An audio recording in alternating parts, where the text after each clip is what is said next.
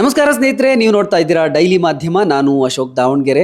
So ನಮ್ಮ daily ಮಾಧ್ಯಮದಲ್ಲಿ ಸಾಕಷ್ಟು ಇಂಟ್ರೆಸ್ಟಿಂಗ್ ವಿಚಾರಗಳನ್ನು, ನಿಮಗೆ ಸಿನಿಮಾ ಸಂಗತಿಗಳನ್ನು, ಫ್ಲ್ಯಾಶ್ ಬ್ಯಾಕ್ ಸ್ಟೋರಿಗಳನ್ನು ಎಲ್ಲವನ್ನು ಕೂಡ ಹೇಳ್ತಾ ಇದ್ವಿ. ಅದರ ಜೊತೆಗೆ ಬಿಗ್ ಬಾಸ್ ಬಗ್ಗೆಯೂ ಕೂಡ ಸಾಕಷ್ಟು ಮಾಹಿತಿಗಳನ್ನು ಕೊಡ್ತಾ ಇದ್ವಿ. ಸೊ ಬಿಗ್ ಬಾಸ್ ಈಗ ಆಲ್ರೆಡಿ 100 ದಿನಗಳನ್ನು ಪೂರೈಸಿದೆ. ಸೊ ಪ್ರಮುಖವಾಗಿ ಕಳೆದ 100 ದಿನಗಳಲ್ಲಿ ಅದ್ಭುತವಾಗಿ ಆಟ ಆಡಿದಂತಹ ಸ್ಪರ್ಧಿಗಳಲ್ಲಿ ಒಬ್ಬರು ಉಗ್ರಂ ಮಂಜು ಅವರು. ಸೊ ಉಗ್ರಂ ಮಂಜು ಅವರು ಸಾಕಷ್ಟು ಸಿನಿಮಾ ಮಾಡಿದ್ರು, ಬಿಗ್ ಬಾಸ್ಗೆ ಹೋದ್ಮೇಲೆ ಮನೆಗೆ ತಲುಪಿದ್ರು. ಸೊ ಬಿಗ್ ಬಾಸ್ನಲ್ಲಿ ಉಗ್ರಂ ಮಂಜು ಅವರ ಆಟವನ್ನು ನೀವೆಲ್ಲರೂ ನೋಡ್ತಾ ಇದ್ದೀರಾ. ಸೊ ಅವ್ರ ಬಗ್ಗೆ ಒಂದಷ್ಟು ಅವ್ರ ಜೊತೆಯಲ್ಲಿ ಇದ್ದಂಥವ್ರು, ಒಡನಾಟ ಇದ್ದಂಥವ್ರು, ಸ್ನೇಹಿತರ ಜೊತೆ ಮಾತಾಡಬೇಕು ಅಂತ ನನಗನ್ನಿಸ್ತು. ಸೊ ಇವತ್ತು ಉಗ್ರಂ ಮಂಜು ಅವರ ಸ್ನೇಹಿತರು, ಸಿನಿಮಾ ನಿರ್ದೇಶಕರು ಸುಕೇಶ್ ಶೆಟ್ಟಿ ಅವರು ನಮ್ಮ ಜೊತೆ ಇದ್ದಾರೆ. ಸುಕೇಶ್ ಅವರೇ, ಮೊದಲನೇದಾಗಿ ನಮಸ್ಕಾರ. ನಮಸ್ಕಾರಗಳು. ನಿಮಗೂ ಕೂಡ ಹೊಸ ವರ್ಷದ ಶುಭಾಶಯಗಳು. ನಿಮಗೂ, ನಿಮ್ಮ ಚಾನಲ್ನ ಸಬ್ಸ್ಕ್ರೈಬರ್ಸ್ಗಳಿಗೂ, ವೀಕ್ಷಕರಿಗೂ ಎಲ್ಲರಿಗೂ ಕೂಡ ಥ್ಯಾಂಕ್ ಯು. ಈಗ ನೀವು ಬಿಗ್ ಬಾಸ್ ನೋಡ್ತಾ ಇರ್ತೀರಾ ಅಂತ ಅಂದ್ಕೊಳ್ತೀನಿ, ಯಾಕಂದರೆ ನಿಮ್ಮ ಸ್ನೇಹಿತರು ಉಗ್ರಂ ಮಂಜು. ಸೊ ಹೇಳಿ, ಫಸ್ಟ್ ಬಿಗ್ ಬಾಸ್ ನೋಡ್ತಾ ಇರುವಾಗ ನಿಮ್ಗೆ ಏನು ಅನ್ನಿಸ್ತಿದೆ? ಕಳೆದ 100 ದಿನಗಳನ್ನು ನೀವು ಅಬ್ಸರ್ವ್ ಮಾಡಿರ್ತೀರ, ಗಮನಿಸಿರ್ತೀರ. ತುಂಬ ಟಫೆಸ್ಟ್ ಕಂಟೆಸ್ಟೆಂಟ್ಸ್ ಯಾರು ಈಗ ಉಳ್ಕೊಂಡಿದ್ದಾರಲ್ಲ, ಸೊ ತುಂಬ ಟಫೆಸ್ಟ್ ಕಂಟೆಸ್ಟೆಂಟ್ಸ್. ಯಾಕೆಂದರೆ ಎಲ್ಲರೂ ಒಂದು ಟಾಸ್ಕ್ ಆಗಲಿ, ಇನ್ನೊಂದಾಗಲಿ, ಮತ್ತೊಂದು ಅದೆಲ್ಲ ಒಂದು ಕಡೆ ಎತ್ತಿಟ್ರೆ ತುಂಬ ಮೆಂಟಲಿ ಆಟ ಆಡ್ತಾ ಇದ್ದಾರೆ. ಸೊ ಒಂದು ಟಾಸ್ಕ್ ಅಂತ ಮುಗಿದ ಮೇಲೆ ಅದರದ್ದು ಒಂದಷ್ಟು ಚರ್ಚೆಗಳು, ಆ ಚರ್ಚೆಗಳಿಂದ ಹುಟ್ಟುವಂಥ ಒಂದಷ್ಟು ರಿಸಲ್ಟ್ಗಳು, ಇದೆಲ್ಲ ಏನಾಗ್ತಾ ಇದೆ, ಪ್ರತಿದಿನ ಪ್ರತಿ ಕ್ಷಣ ಬಿಗ್ ಬಾಸ್ನ ಒಂದು ರೂಪುರೇಷೆನೇ ಒಂದು ಸ್ವಲ್ಪ ಬೇರೆ ಥರ ತೊಗೊಂಡೋಗ್ತದೆ. ಆ್ಯಂಡ್ ಇಂಟ್ರೆಸ್ಟಿಂಗ್ ಆಗಿ ತೊಗೊಂಡೋಗ್ತಾ ಇದ್ದಾರೆ ಈ ಸರಿ ಬಿಗ್ ಬಾಸ್ನ. ಸೊ ನಾನು ಇನ್ನೊಂದು ಹೇಳಿಲ್ಲ, ಸುಕೇಶ್ ಶೆಟ್ಟಿ ಅವರು ನಿರ್ದೇಶಕರು, ಉಗ್ರಂ ಮಂಜು ಅವರು ಕೂಡ ಸುಕೇಶ್ ಶೆಟ್ಟಿ ಅವರ ನಿರ್ದೇಶನದ ಸಿನಿಮಾದಲ್ಲಿ ಕೆಲಸ ಮಾಡಿದರು. ಕಳೆದ ವರ್ಷ ಸಿನಿಮಾ ರಿಲೀಸ್ ಆಗಿತ್ತು, ದೂರದರ್ಶನ ಅಂತೇಳಿ. ಬಹುಶಃ ಬಹುತೇಕರು ನೋಡಿರ್ತೀರಿ. ಸೊ ನಿಮಗೆ ಬಿಗ್ ಬಾಸ್ನಲ್ಲಿ ಯಾರು ಫೈನಲ್ ಟಾಪ್ 5ಗೆ ಹೋಗ್ಬೋದು ಅಂತ ನಿಮಗೆ ಅನಿಸುತ್ತೆ, ನೀವು ನೋಡ್ರಿ? ಸೊ ನನ್ನ ಪ್ರಕಾರ ಮಂಜು, ರಜತ್, ಮೋಕ್ಷಿತ, ಹನುಮಂತು, ತ್ರಿವಿಕ್ರಮ್, ಇದು ನನ್ನ ಒಂದು ಇದ್ರ ಪ್ರಕಾರ. ಖಂಡಿತ ಒಂದು ಪ್ರೆಡಿಕ್ಷನ್ ಇರುತ್ತೆ. But end of the day ಈಗ ಒಂದು 2-3 ಡೇಸ್ ಆಡ್ತಾ ಅವರು ಕೊಡ್ತಾರೋ ಅಂಥ ಒಂದು ಟಾಸ್ಕ್ಗಳಾಗಲಿ, ಇನ್ನೊಂದಾಗಲಿ, ಎಲ್ಲ ತಲೆ ಕೆಳಗೆ ಆಗ್ತಾಯಿದೆ. ನಾವು ಅಷ್ಟು ಈಸಿಯಾಗಿ ಜಡ್ಜ್ ಮಾಡೋಕ್ಕಾಗಲ್ಲ. ಬಟ್ ಇಲ್ಲಿವರೆಗೂ ನೋಡ್ಕೊಂಬಂದಿರೋವಂಥ ಒಂದು, ಅಂದರೆ ಎಲ್ಲ ಆಸ್ಪೆಕ್ಟಲ್ಲೂ ಒಂದು ಆಡಿಯನ್ಸ್, ಅಂದರೆ ಒಬ್ಬ ವೀಕ್ಷಕನ ಒಂದು ತಿಳುವಳಿಕೆಗೆ ಏನು ಕಾಣಿಸುತ್ತೆ ಅದ್ರ ಮೇಲೆ ಹೇಳಬೇಕು ಅಂದರೆ ಈ 5 ಜನ. ನೀವು ಹೇಳಿದಾಗೆ ಈ ವೀಕಲ್ಲಿ ಟಾಸ್ಕ್ಗಳು ಕೊಡ್ತಾ ಇದ್ದಾರೆ, 2 ಟೀಮ್ ಮಾಡಿದ್ರು, ಪ್ರೆಡಿಕ್ಟೇ ಮಾಡೋಕ್ಕಾಗಿಲ್ಲ. ಈಗ ನಿಮಗೆ ಉಗ್ರಂ ಮಂಜು ಅವರು ನಿಮ್ಮ ಸ್ನೇಹಿತರು ಅನ್ನೋದನ್ನ ಹೊರತುಪಡಿಸಿದ್ರೆ ಯಾಕೆ ಅವ್ರು ಫೈನಲ್ನಲ್ಲಿ ಇರಬೇಕು ಅಂತ ಅನ್ಸುತ್ತೆ? ಉಗ್ರಂ ಮಂಜು ಸ್ನೇಹಿತ ಅನ್ನೋದು ಪಕ್ಕದಲ್ಲಿ ಇಟ್ಟರೂ ಕೂಡ ಕೆಲವೊಂದು ವಿಷಯಗಳು ಬಿಗ್ ಬಾಸ್ ಮನೆಯಲ್ಲಿ ಅದು ಕಾಮನ್, ಅದನ್ನೆಲ್ಲ ನಾವು ಅವಾಯ್ಡ್ ಮಾಡೋಕ್ಕಾಗಲ್ಲ. ಆಮೇಲೆ ಅಲ್ಲಿನ ಪರಿಸ್ಥಿತಿ ಮತ್ತು ಒಬ್ಬ ಮನುಷ್ಯ ಒಳಗಡೆ ಹೋಗ್ಬೇಕಾದ್ರೆ ಅವನಿಗಿದ್ದಂಥ ಮನಸ್ಥಿತಿಗಳು ಮತ್ತು ಅವನು ಯಾವ ಪರಿಸರದಲ್ಲಿ ಹೋಗಿದ್ದಾನೆ ಅನ್ನೋದು ತುಂಬ ಇಂಪಾರ್ಟೆಂಟ್ ಆಗುತ್ತೆ. ಆಮೇಲೆ ಒಳಗಡೆ ಹೋದಾಗ ಅಲ್ಲಿರುವಂಥ ಕಂಟೆಸ್ಟೆಂಟ್ಗಳು ಯಾವ ಥರ ಮ್ಯಾನಿಪ್ಯುಲೇಟ್ ಮಾಡಿರ್ಬೋದು, ಅಥವಾ ಯಾವ ಥರ ಅವರ ಪ್ರಭಾವಕ್ಕೊಳಗಾಗಿರ್ಬೋದು, ಅಥವಾ ಏನಾದರೂ ಆಗಿರ್ಬೋದು ಅಲ್ಲಿ. ಸೊ ಅದನ್ನು ನಾವು ಜಡ್ಜ್ ಮಾಡೋದಕ್ಕಾಗಲ್ಲ. ಸೊ ಒಂದು ವಿಷಯ, ಕೆಲವೊಂದು ವಿಷಯಗಳು ಇಟ್ಕೊಂಡೇ ನಾವು ಜಡ್ಜ್ ಮಾಡೋಕ್ಕಾಗಲ್ಲ. ಸೊ ಹಾಗಾಗಿ ಎಲ್ಲ ವಿಷಯನ ತಗೊಂಡಾಗ, ಅಂದರೆ ಆಟ ಅಂತ ಬಂದರೆ ಅದು ಅವ್ನು ಇವತ್ತಿಂದ ಅಂತಲ್ಲ, ಸಾಕಷ್ಟು ವರ್ಷಗಳಿಂದ ನಾನು ರಂಗಭೂಮಿಯಿಂದಾಗಲಿ, ಅದಕ್ಕೆ ಮುಂಚೆಯಿಂದಾಗಲಿ, ಆಮೇಲೆ ಸಿನಿಮಾ ರಂಗಕ್ಕೆ ಬಂದಾಗ್ಲೂ, ಸೊ ಸಾಕಷ್ಟು ವರ್ಷಗಳಿಂದ ಅವನ ಒಡನಾಟದಲ್ಲಿ ಇದ್ದೀವಿ. ನಾವೊಂದಷ್ಟು ಗೆಳೆಯರಿದ್ದೀವಿ ಜೊತೆಯಲ್ಲಿ. ಸೊ ನಮಗೊತ್ತು ಮಂಜು ಏನು ಅಂತ. ಆ್ಯಂಡ್ ಎಲ್ಲರೂ ಹೇಳ್ತಾರೆ 3 ವಾರ ಆಟ ಆಡ್ದ ಅಂತ. ಅದಾದಮೇಲೂ ಅವನು ಆಟ ಆಡಿದ್ದಾನೆ. ಬಟ್ ಎಲ್ಲೋ ಒಂದು ಕಡೆ ಅದು ಕರೆಕ್ಟಾಗಿ ಗೊತ್ತಾಗ್ತಾ ಇರಲಿಲ್ಲ. ಅದಕ್ಕೂ ಕೂಡ ಒಂದಷ್ಟು ರೀಸನ್ಗಳಿದೆ, ಅದು ತಪ್ಪು ಅಂತಲೂ ಹೇಳೋಕ್ಕಾಗಲ್ಲ. ಬಟ್ ಈಗ at present he has come back. Okay, ಈಗ ಕಮ್ ಬ್ಯಾಕ್ ಮಾಡಿದ್ದಾನೆ.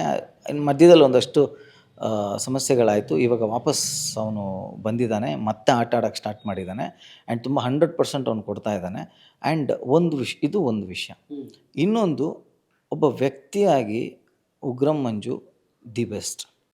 ಎಲ್ಲರಿಗೂ ಇವಾಗ ಅಲ್ಲಿರೋವಂಥ ಕಂಟೆಸ್ಟೆಂಟ್ಗಳು ಫ್ರೆಂಡ್ಸ್ಗಳು ಇದೇ ಮಾತು ಹೇಳ್ತಾರೆ. ಆಯಾ ಕಂಟೆಸ್ಟೆಂಟ್ ಫ್ರೆಂಡ್ಸ್ಗಳು ಎಲ್ಲರೂ ಆಯಾ ಕಂಟೆಸ್ಟೆಂಟ್ ಬಗ್ಗೆ ಇದೇ ಮಾತು ಹೇಳ್ತಾರೆ. ಬಟ್ ನಾನು ಹೇಳಬೇಕು ಅಂದರೆ ದಿ ಬೆಸ್ಟ್. ಒಬ್ಬ ವ್ಯಕ್ತಿಯಾಗಿ, ಒಬ್ಬ ಮನುಷ್ಯನಾಗಿ, ಮತ್ತು ಒಬ್ಬ ವ್ಯಕ್ತಿ ಅವನ ಜೊತೆಲಿರೋರನ್ನ ಹೇಗೆ ನೋಡ್ತಾನೆ, ಒಬ್ಬ ವ್ಯಕ್ತಿ ಅವರ ಒಡನಾಡಿಗಳನ್ನು ಹೇಗೆ ನೋಡ್ತಾನೆ, ಸೊ ಅದೆಲ್ಲವೂ ಅಲ್ಲಿ ಅವನಲ್ಲಿ ಕಾಣಿಸಿದೆ.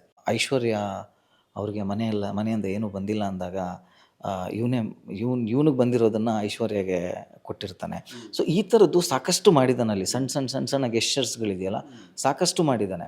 ಆ್ಯಂಡ್ ಒಬ್ಬ ಮನುಷ್ಯನ ನಾವು ಯಾವುದೋ ಒಂದು ವಿಷಯನ ಇಟ್ಕೊಂಡು ಗೇಜ್ ಮಾಡೋಕ್ಕಾಗಲ್ಲ. ಸೊ ಈ ಥರ ಸಣ್ಣ ವಿಷಯಗಳು ಕೂಡ ಆ್ಯಡ್ ಆನ್ ಆಗುತ್ತೆ. ಆ್ಯಂಡ್ ಇನಿಷಿಯಲ್ ಫಸ್ಟ್ 3 ವೀಕ್ಸು ಅವನಿಗೆ ಅವ್ನು ಚೆನ್ನಾಗಿ ಆಡ್ತಾಯಿದ್ರು ಅವನಿಗೊಂದು ಸ್ವಲ್ಪ ಕಮೆಂಟ್ಗಳು ಬರ್ತಾಯಿತ್ತು. ಅಂದರೆ ಅವನು ಇಲ್ಲಿ ಒಳಗಡೆ ಹೆಂಗಿರ್ತಾನೆ ಗೊತ್ತಿಲ್ಲ, ಇಲ್ಲಿ ತುಂಬ ಇದು ಮಾಡ್ಕೊಂಡಿದ್ದ, ಅಂದರೆ ಡ್ರಿಂಕ್ಸ್ ಮಾಡ್ಕೊಂಡಿದ್ದ, ಇನ್ನೊಂದು ಮತ್ತೊಂದು ಈ ಥರದ್ದೆಲ್ಲ ತುಂಬ ಇತ್ತು. ಅದೆಲ್ಲವನ್ನು ಬಿಟ್ಟು ಅವನು ಇವತ್ತಿಗೆ ಅಲ್ಲಿದ್ದಾನೆ ಅಂದರೆ ಅದು ಅವನ ಒಂದು ವಿಲ್ ಪವರ್. ಯಾಕೆ ಅವನು ಅಲ್ಲಿ ಅಂದರೆ ಯಾಕೆ ಅವ್ನು ಗೆಲ್ಲಬೇಕು ಅಥವಾ ಯಾಕೆ ಅವನು ಇಲ್ಲಿವರೆಗೂ ಬರಬೇಕು ಅಂತ ಕೇಳಿದ್ದಕ್ಕೆ ನಾನು ಹೇಳ್ತಿರೋದು ಇದೆಲ್ಲ ಬರೀ 1-2 ವಿಷಯನ ಮಾತ್ರ ಅಲ್ಲ, ಇದೆಲ್ಲವನ್ನು ಕನ್ಸಿಡರ್ ಮಾಡಬೇಕಾಗತ್ತೆ. ಇದೆಲ್ಲವನ್ನು ಕನ್ಸಿಡರ್ ಮಾಡಿ ನೋಡಿದಾಗ ಬೇರೆ ಅವ್ರ ಜೊತೆ ಅವನು ಒಬ್ಬ ದಿ ಬೆಸ್ಟ್ ಕಂಟೆಸ್ಟೆಂಟ್ ಆಗಿರೋದಕ್ಕೆ ಲಾಯಕ್ಕಿದ್ದಾನೆ. ನಿಮಗೆ ಮಂಜು ಅವರು ಎಷ್ಟು ವರ್ಷಗಳಿಂದ ಗೊತ್ತು, ಅಂದರೆ ಅವರ ನಿಮ್ಮ ಪರಿಚಯ ಭೇಟಿ? ಸುಮಾರು ಒಂದು 15-16 ವರ್ಷಗಳ ಮೇಲಾಗಿದೆ. ನಾವು ರಂಗಭೂಮಿ ಅಲ್ಲಿ ಪರಿಚಯ ಆಗಿದ್ದು.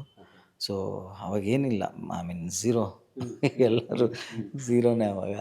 ಸೊ ಆದರೆ ಏನು ಅಂದರೆ ಅವನಿಗೂ ಒಂದು ಮನಸ್ಸಲ್ಲಿ ಇತ್ತು, ಒಂದು ಸಿನಿಮಾಗೆ ಬರಬೇಕು, ಸಿನಿಮಾದಲ್ಲಿ ನಟ ಆಗಬೇಕು ಅನ್ನೋದಿತ್ತು.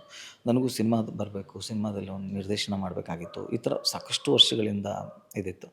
ಬೀದಿ ನಾಟಕಗಳಾಗಲಿ, ಇನ್ನೊಂದು ಮತ್ತೊಂದು ರಂಗಭೂಮಿಯಲ್ಲಿ ಸಾಕಷ್ಟು ನಾಟಕಗಳನ್ನೆಲ್ಲ ಮಾಡಿ ಹಾಗೆ ಹೇಗೆ ಅಂದರೆ ರಂಗಭೂಮಿ ಅನ್ನೋದು ಒಂದು ಪ್ಯೂರೆಸ್ಟ್ ಸ್ಪೇಸ್ ಅದು ಫಾರ್ ಏನು ಅಲ್ಲಿಗೆ ಹೋಗಬೇಕು ಅಂತ ಅಂದ್ಕೊಳ್ಳೋರಿಗೆ ಒಂದು ಸರಿ ಹೋದಾಗ ಅದೊಂದು ಒಳ್ಳೆ ಸ್ಪೇಸಾಗಿ ಕ್ರಿಯೇಟ್ ಮಾಡುತ್ತೆ. ಅದನ್ನು ನಾವು ಎಷ್ಟು ದಿನ ಉಳಿಸ್ಕೋತೀವಿ ಮತ್ತು ಎಷ್ಟು ದಿನ ಅದ್ರ ಒಳಗಡೆ ಇರೋದಕ್ಕೆ ಇಷ್ಟಪಡ್ತೀವಿ ಅಷ್ಟು ದಿನ ಇರ್ಬೋದು. ಎಷ್ಟು ದಿನ ಒಳಗಡೆ ಇರ್ತೀವಿ ಅಷ್ಟೊತ್ತಿಗೆ ನಾವು ಒಂದೊಳ್ಳೆ ಸ್ನೇಹಿತರನ್ನು ಸಂಪಾದನೆ ಮಾಡಿರ್ತೀವಿ. ಅಂಥದ್ರಲ್ಲಿ ಒಬ್ಬ ಮಂಜು ಕೂಡ, ಹಾಗೂ ಸಾಕಷ್ಟು ಜನ ಇದ್ದೀವಿ ನಾವು. ಅದರಲ್ಲಿ ಮಂಜು ಕೂಡ ಸುಮಾರು ಅದೇ ಒಂದು 16-17 ವರ್ಷ ದಿಂದ ಫ್ರೆಂಡು. ಅದಾದಮೇಲೆ ಹಾಗೆ ಅವನು ಫಸ್ಟ್ ಸಿನಿಮಾಗೆ ಜಂಪ್ ಮಾಡ್ದ. ಗೆಳೆಯ, ಬಿರುಗಾಳಿ ಈ ಥರ ಸಿನಿಮಾಗಳಲ್ಲೆಲ್ಲ ಅವನು ಆ್ಯಕ್ಟಿಂಗ್ ಆಪರ್ಚುನಿಟಿ, ಮತ್ತು ಅವನು ಒಬ್ಬ ಒಳ್ಳೆ ಆರ್ಟ್ ಡಿಸೈನರ್. ಹೌದು. ಸೊ ಇದು ಸಾಕಷ್ಟು ಜನ ಗೊತ್ತಿಲ್ಲ. ಅವನು ಸಾಕಷ್ಟು ಸಿನಿಮಾಗಳಿಗೆ ಮತ್ತು ಸೀರಿಯಲ್ಗಳಿಗಾಗಲಿ ಮತ್ತು ಬೇರೆ ಬೇರೆ ಕಾರ್ಯಕ್ರಮಗಳಿಗೆ ಅವನು ಆರ್ಟ್ ಡಿಸೈನ್ ಮಾಡಿದ್ದಾನೆ, ಕಲಾ ನಿರ್ದೇಶನವನ್ನು ಮಾಡಿದ್ದಾನೆ. ಆಮೇಲೆ ಸಿನಿಮಾದಲ್ಲೂ ಅಷ್ಟೇ ಒಂದಷ್ಟು ಪ್ರಾಪರ್ಟೀಸು, ಆರ್ಟ್ ಡಿಪಾರ್ಟ್ಮೆಂಟು ಇದನ್ನೆಲ್ಲ ಅವನೇ ನೋಡ್ಕೊತಾ ಇದ್ದಿತ್ತು. ಆ್ಯಂಡ್ ಅವನು ಒಬ್ಬ ಲೀಡರ್. ಆ್ಯಕ್ಚುಲಿ ಲೀಡರ್ಶಿಪ್ ಕ್ವಾಲಿಟಿ ಇದೆ ಅವನಿಗೆ. ಒಂದು ತಂಡನ ಮುನ್ನಡೆಸುವಂಥ ಒಂದು ಕ್ವಾಲಿಟಿ ಇದೆ.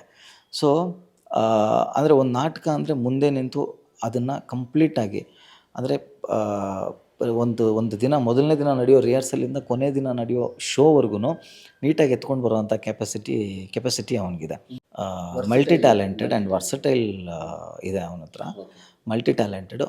ಅವ್ನು ಇನ್ನೂ ಸಾಕಷ್ಟು ಮೇ ಬಿ ಇವಾಗ ಹೊರಗಡೆ ಬಂದಮೇಲೆ ಅವನಿಗೆ ಸಾಕಷ್ಟು ಅವಕಾಶಗಳು ಬರ್ಬೋದು. ಮತ್ತು ಅದೆಲ್ಲವನ್ನು ಅವನು ಪ್ರಾಪರಾಗಿ ಯುಟಿಲೈಸ್ ಮಾಡ್ಕೋತಾನೆ ಅನ್ನೋ ಒಂದು ಕಾನ್ಫಿಡೆನ್ಸ್ ಇದೆ. ಎಲ್ರಿಗೂ ಕೂಡ ನಮಸ್ಕಾರಗಳು. ಈ ನಮ್ಮ ಡೈಲಿ ಮಾಧ್ಯಮ, ನಮ್ಮ ಸ್ನೇಹಿತ, ಸುಮಾರು ವರ್ಷದ ಗೆಳೆಯ, ಅಜಾತಶತ್ರು, ಸದಾ ನಗುಮುಖದ ವ್ಯಕ್ತಿತ್ವ. ಏನಾದರೂ ಹೊಸದಾಗಿ ಸಮಾಜಕ್ಕೆ ಕೊಡಬೇಕು, ಪತ್ರಿಕೋದ್ಯಮದಲ್ಲಿ ತನ್ನ ಹೆಸರನ್ನು ಚಿರಾಯು ಮಾಡಬೇಕು ಅಂತ ಆಸೆ ಪಡುವಂಥ, ತುಡಿತಾ ಇರುವಂಥ ಉತ್ಸಾಹಿ ಯುವಕ ನನ್ನ ಗೆಳೆಯ ಅಶೋಕ್ ಅವರ ಕನಸಿನ ಕೂಸಿದು ಡೈಲಿ ಮಾಧ್ಯಮ. ನನ್ನ ಮನಸಾರೆ, ನನ್ನ ಸಂಪೂರ್ಣ ಹೃದಯದಿಂದ ನಾನು ಶುಭವನ್ನು ಕೋರ್ತಾ ಇದ್ದೀನಿ. ಈ ಮಾಧ್ಯಮವನ್ನು ನೀವೆಲ್ಲರೂ ಕೂಡ ಪ್ರೀತಿಯಿಂದ ಸಬ್ಸ್ಕ್ರೈಬ್ ಮಾಡಿ ಬೆಳೆಸಿ. ನನಗೆ ಖಂಡಿತ ನಂಬಿಕೆ ಇದೆ, ನಿಮಗೆ ನಿರಾಶೆ ಮಾಡದ ರೀತಿಯಲ್ಲಿ ಒಳ್ಳೊಳ್ಳೆ ಕಂಟೆಂಟ್ ಓರಿಯೆಂಟೆಡ್ ವಿಷಯಗಳನ್ನು ನಮ್ಮ ಅಶೋಕ್ ಅವರ ನೇತೃತ್ವದಲ್ಲಿ ಈ ತಂಡ ಕೊಡ್ತೇನೆ ನಂಬಿಕೆ ಇದೆ. ನಾನು ಅವ್ರ ಜೊತೆ ಕೈ ಜೋಡಿಸ್ತೀನಿ, ನೀವುಗಳು ಕೂಡ ಅವ್ರ ಜೊತೆ ಕೈ ಜೋಡಿಸಿ ಒಟ್ಟಿಗೆ ನಮ್ಮ ಡೈಲಿ ಮಾಧ್ಯಮವನ್ನು ನಾವು ಬೆಳೆಸೋಣ. ಧನ್ಯವಾದ.